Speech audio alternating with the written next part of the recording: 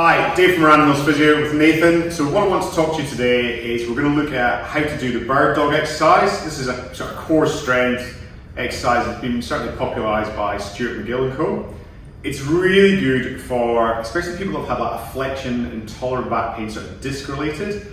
People that are weak through sort of their erector spinae and back through their hips as well. It's also a really nice coordination type exercise, but it's also one that we often see people don't maybe get the best out of it because they're maybe sort of missing some of the finer points of the detail of the techniques. So what I want to go through is just go through the technique, go through the action, and then after we've done that, we'll show you examples of how to do it. So the first thing I would do is if you're in your hands and knees, what I want Nathan to do, actually, I'm just from that position there, is we want to make sure that our shoulders are over our hands and our hips are over our knees. So he's in a nice sort of tabletop position. The other thing we want to do, and this is especially good if you've got a bit of neck pain as well, is if we just want to just try and gently tuck the chin in. So what we've got is we've got a nice spine in line, so head, shoulders, and pelvis. From here, two little tricks.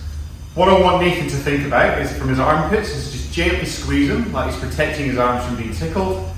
And then you can actually sort of brace your abdominals from there. And when we want to brace your abdominals, just think about at the side, you're just gently swelling them out, and only about 20-30% effort. Now that's your good starting position. Now the action that I want Nathan to do this, is it's opposite arm, opposite leg. You want to try and keep your body weight central, you don't want to shift it left and right. So what I want Nathan to think about doing is pushing his right heel and his left arm out in front of him. So if he scrapes his knee along the floor as far as he can, sort of behind him, pushes his arm out, Nathan stays nice and central in the middle, and then he pulls it back in and then swaps sides. So pushes his leg out behind him, all the way out, and then from there, this sort of core system here is working hard and then comes back in. And just do another 2 repetitions for me, Nathan. So push out, and then come back in. Try and keep everything nice and central, push out. Now if you feel when you're at that point, you feel your weight is shifted over to your supporting leg, what I tend to get people to do is just shift it back into that central position. So that's how I would start to do that technique. The common errors we tend to see with people is when they lift their arm and leg, they'll shift their body weight onto one side, so Nathan can demonstrate that. So from there, all the support's going through that leg, this is having to do less. If you find yourself doing that, just when you get to your end point, shift across to feel that end position. The other thing that people tend to think about is they lift their arm and their leg up.